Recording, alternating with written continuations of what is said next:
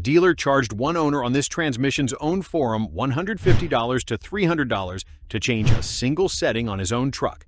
A setting that turns out to already be free, either buried 2 pages into his owner's manual or one modification away through a $20 to $50 tool this channel has already told you about. I've had customers come in asking me to change something small on their truck, expecting a real bill, and I've had to explain that what they're asking for isn't a repair at all. It's a checkbox. By the end of this video, you'll know exactly which settings on this truck fall into that category, how to actually change them yourself, and, just as importantly, which settings you should never touch outside of a real shop. This isn't a loophole, and it isn't something Ford is hiding from you on purpose. It's a straightforward gap between what a dealer can charge shop time for and what was always sitting in your owner's manual, or one small tool away the entire time. The story that started this video. Here is where it gets interesting.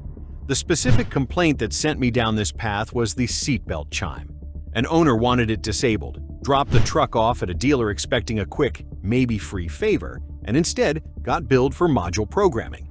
Nothing about that bill was dishonest. A technician's time to hook up a diagnostic tool and flip a setting is real time, and dealers are allowed to charge for it just like any other labor.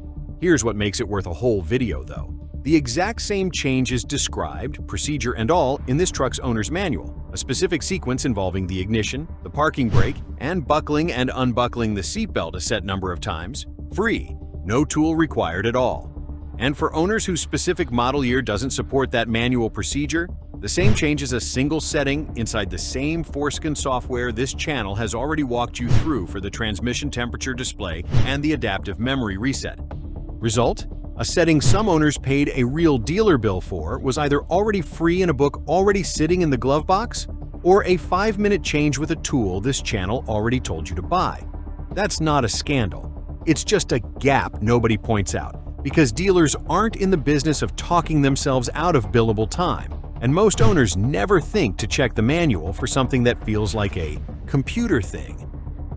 What's actually behind this hidden menu? And it gets worse for how mysterious this sounds, in the sense that it's actually simpler than the title makes it sound. There's no secret code, no dealer-only unlock, no feature Ford is charging you extra to activate. Every module in this truck, the body control module, the instrument cluster, several others, stores a configuration profile called as-built data, set at the factory and adjustable afterward through the same kind of tool a dealer's own diagnostic equipment uses. A dealer's tool and a $50 consumer OBD adapter running foreskin are reading and writing to the exact same kind of configuration data. The dealer's version just comes with a technician attached and a bill for that technician's time. That's the entire hidden menu. Not a conspiracy, not a paywall, just a layer of the truck's software that most owners never open because nothing on the dash points you toward it. The same reason the shifter button from an earlier video on this channel goes unused. Nobody labeled it settings you can change yourself, so it sits there, available, mostly untouched. Result?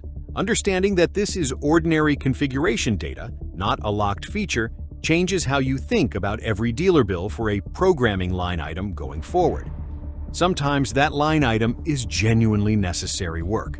Sometimes it's a checkbox with a labor charge attached. Now here's the part of this video that actually matters more than the seatbelt chime story. Knowing this gap exists is one thing. Knowing exactly which settings are safe to change yourself and which ones absolutely are not is the part that actually protects you. Hit subscribe now, because the next part is the specific list, split clearly into what's safe and what isn't. The specific settings worth changing yourself.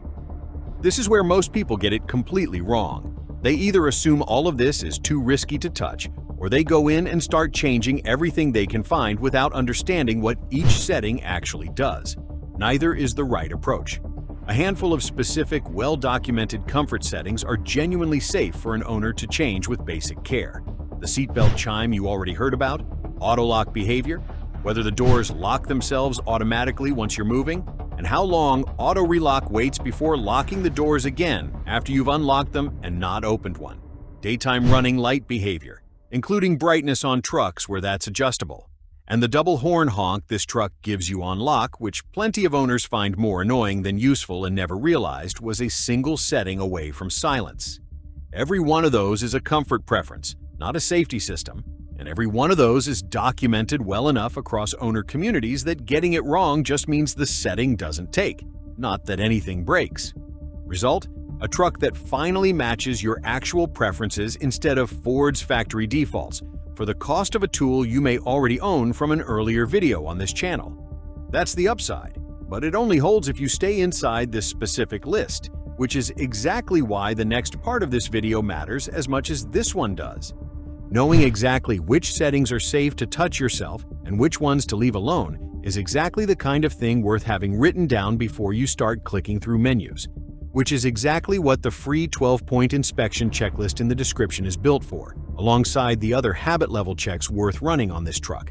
And if you want the full walkthrough of every setting this channel has covered, safe changes included, the 5-year survival manual link there has the complete list in one place, where this stops being a setting and starts being a real risk. Stay with me, because the line between safe comfort setting and leave this alone is not a fuzzy one, and it matters more than any single setting in this video. Airbag and restraint system modules, ABS and stability control configuration, anything touching the powertrain calibration itself beyond what this channel has already specifically walked you through. None of that belongs in a casual settings change session. Those modules exist specifically to behave a certain way in an emergency, and a mistyped value in the wrong place doesn't just fail to take, it can leave a system behaving in a way nobody tested for. The practical rule: back up your truck's original as-built configuration before you change anything, exactly like this channel has already told you to do before enabling the TransTemp display. Change one value at a time, and if a setting lives inside a module labeled airbag, restraint, ABS, or stability control, close the software and don't touch it. That's a dealer's job, full stop, no exceptions.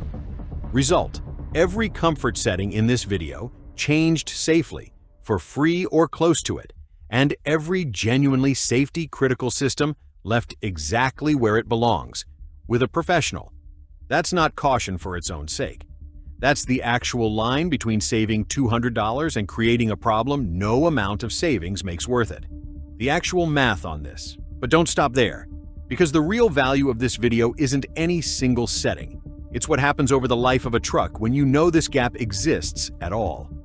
One dealer visit for a programming fee runs $150 to $300. The tool that does the same job, plus the transmission temp display, plus the adaptive memory reset this channel has already shown you, is the same $20 to $50 adapter, used over and over for as long as you own this truck. Result: one tool, paid for once, doing the job of every programming line item you'd otherwise pay a dealer for individually, one visit at a time, for years. That's the actual math behind a title that sounds more mysterious than what it really is. None of this was ever locked behind a paywall or a secret dealer-only code. It was locked behind nobody telling you where to look, the owner's manual page most people skip, and a tool this channel already put in your hands for a completely different reason. Comment whether you've ever been billed for something that turned out to be a free setting, and which one. I want to know how many of you have a story just like the seatbelt chime one that started this video.